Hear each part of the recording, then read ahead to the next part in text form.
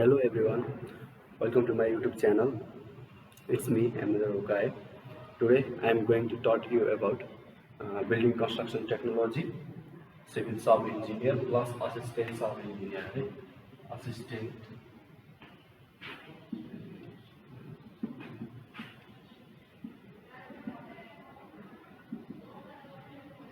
assistant survey engineer plus civil survey engineer दुवैको प्रोडेन्स plus song book सेवाको है प्रोडेन्स plus song book सेवाको subjective plus objective सबै क्वेसनहरू म तपाईँलाई गराउने कोसिस गर्नेछु मेरो युट्युब च्यानल मार्फत तपाईँहरूलाई सक्दो ज्ञान दिने कोसिस गर्दछु है अब ढिलो नगरिकन म बिल्डिङ कन्स्ट्रक्सन टेक्नोलोजीको बारेमा आज बिल्डिङ कन्स्ट्रक्सन टेक्नोलोजीको इन्ट्रोडक्सनदेखि लिएर त्यसको बिल्डिङ कन्स्ट्रक्सन टेक्नोलोजीभित्र पर्ने कम्पोनेन्ट्सहरू बिल्डिङको कम्पोनेन्ट्सहरू पढाउने कोसिस गर्छु कति सक्छु है आजको क्लासमा म ढिलो नगरिकन सुरु गर्छु है त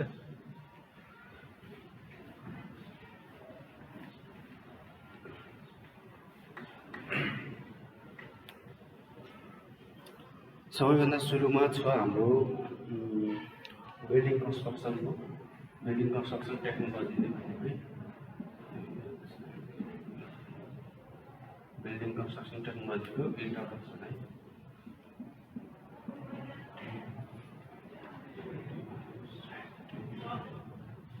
इन्ट्रोडक्सन छ है इन्ट्रोडक्सनमा के छ भनेपछि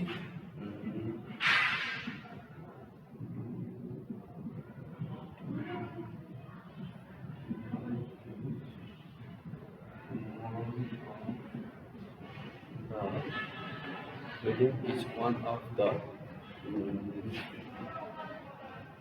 most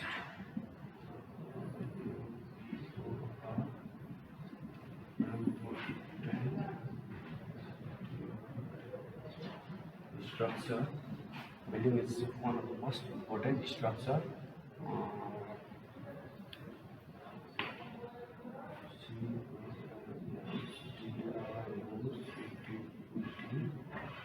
By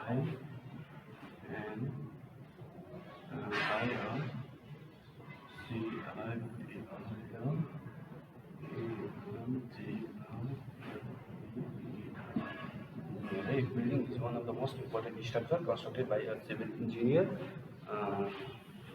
for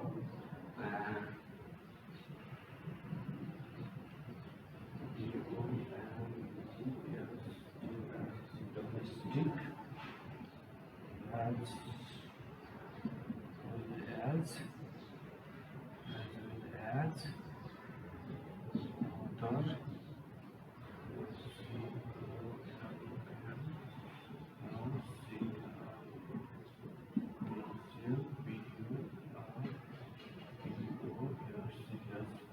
other commercial purposes.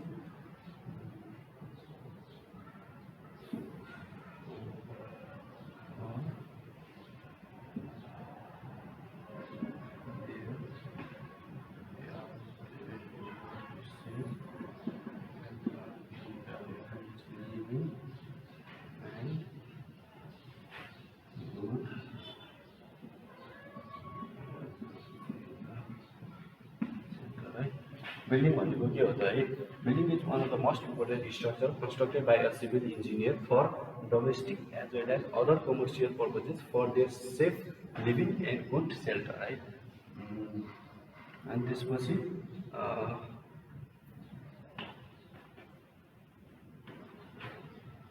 it is a type of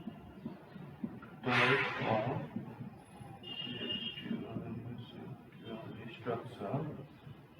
It is a type of structure. It is a type of structure, right? In which not only civil engineers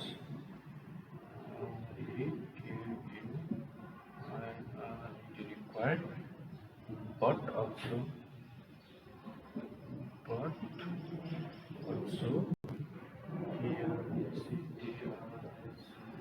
electrical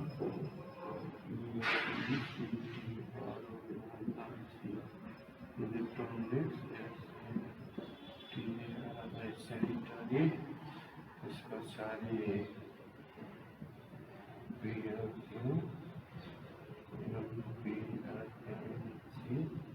plumbing, etc. Right? It is a type of structure in which not only civil engineer required, but also electrical, electronic, sanitary, plumbing, etc. are required. Etc. Manpowers,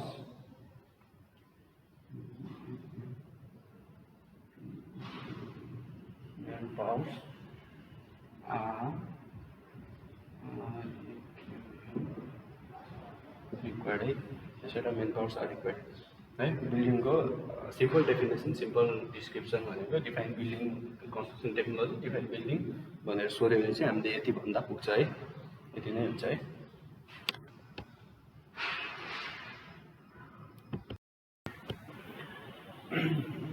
अब बिल्डिङको introduction पछाडि म तपाईहरुलाई parts of बिल्डिङको बारेमा केही भन्न गइरहेको छु है। पार्ट्स अफ बिल्डिङको डेफिनेसन, पार्ट्स अफ बिल्डिङको टाइप्सहरु के छन् है, त्यसको बारेमा भन्न गइरहेको छु। Parts of building mainly two टाइप्समा, टु पार्ट्समा डिभाइड भएको छ है। बिल्डिङ भनेको दुई पार्ट्समा डिभाइड भएको छ। एउटा छ सब स्ट्रक्चर है, सब स्ट्रक्चर छ, एउटा सुपर स्ट्रक्चर। एउटा सब स्ट्रक्चर छ भने चाहिँ अर्को सुपर स्ट्रक्चर छ है।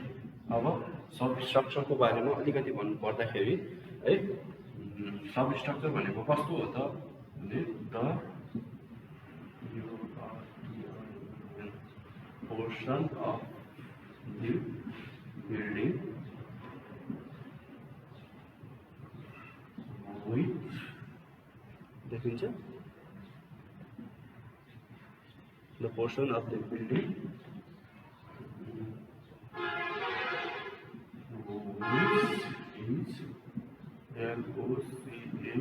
which is located inside and below inside भन्दा पनि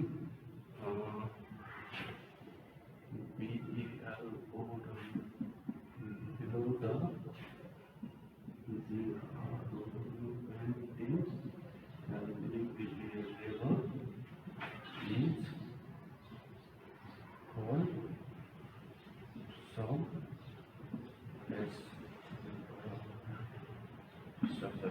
सबस्ट्रक्चर भनेको है the portion of the building which is located below the ground level है। ग्राउन्ड लेभल भन्दा बिलो भयो भने चाहिँ सब स्ट्रक्चर भयो है।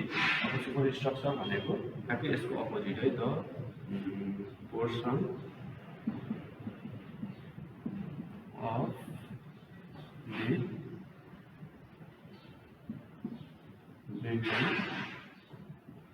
which is located located above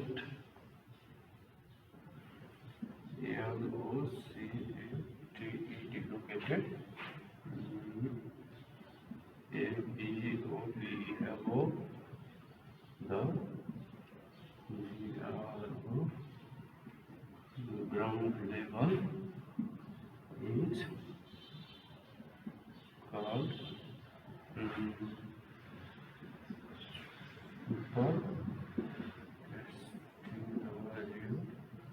structure है। The portion of the building which is located above the ground level is called superstructure है। Superstructure भनेको above the ground level, substructure भनेको above the ground, below the ground level है। अनि यसमा एउटा point छ है, पोइन्ट के पर्छ भनेपछि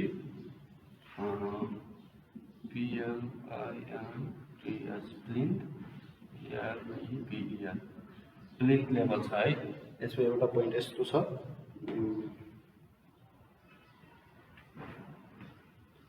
प्लिन्थ लेभल भनेको के हो त है,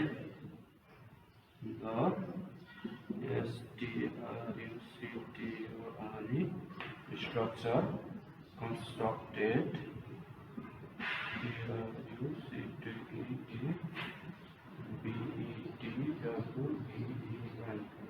between the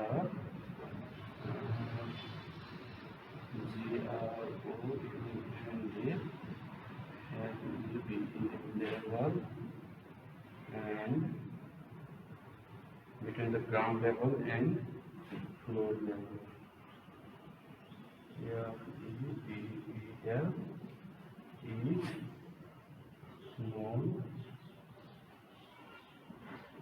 is known as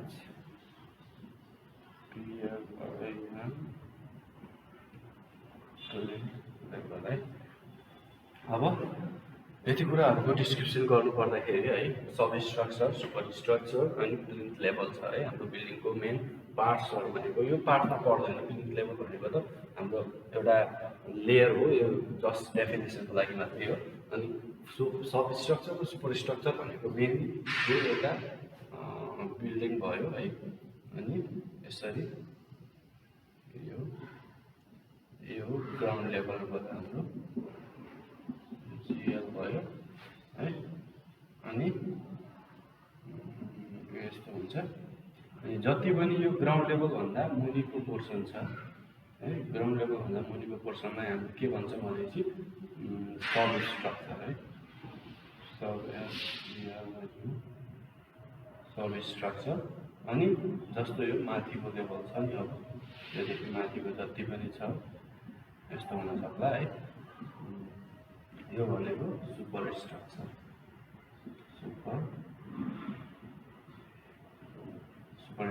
भयो अनि हाम्रो प्लिन्थ लेभल भनेको कहाँनिर पर्छ भनेपछि यहाँनिर पर्छ है यो भनेको फ्लोर लेभल हो FL अनि फ्लोर लेभल र ग्राउन्ड लेभल यो भनेको GL हो फ्लोर लेभल र ग्राउन्ड लेभलको बीचको डिस्टेन्स जति पनि छ यो डिस्टेन्सलाई PL भनिन्छ है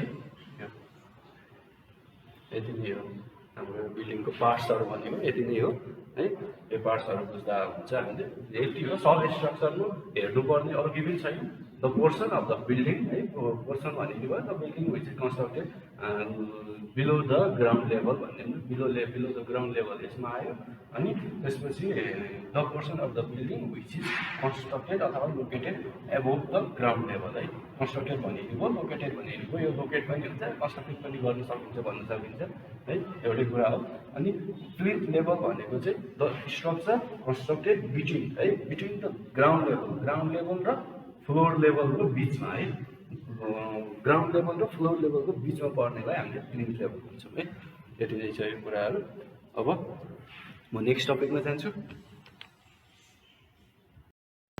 अब हाम्रो नेक्स्ट टपिक रहेको छ है नेक्स्ट टपिक तपाईले देख्न सक्नुहुन्छ कम्पोनेन्ट्स अफ बिल्डिङ है कम्पोनेन्ट्स अफ बिल्डिङमा के पर्छन् त है एक नम्बरमा छ कम्पोनेन्ट्स अफ बिल्डिङ अथवा ए नै भनिदिउँ है एक नम्बरमा पर्छ हाम्रो सबैभन्दा सुरुमा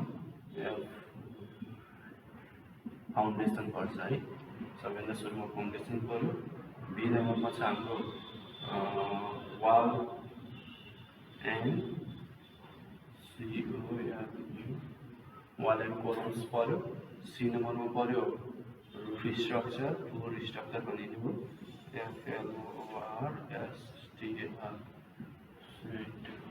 फ्लोर स्ट्रक्चर पर्यो डी नम्बरमा पर्यो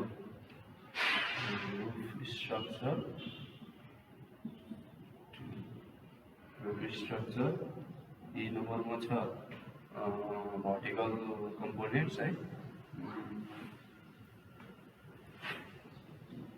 VRTICAL vertical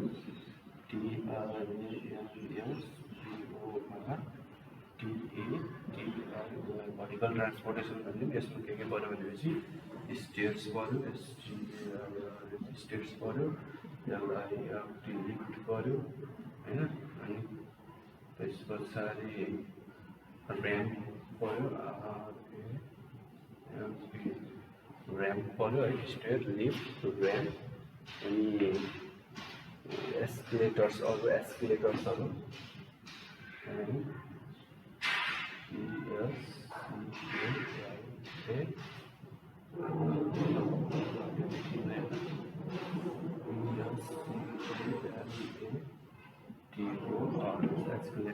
पर्यो हैन अनि एफ नम्बरमा छ हाम्रो एफ नम्बरमा डोर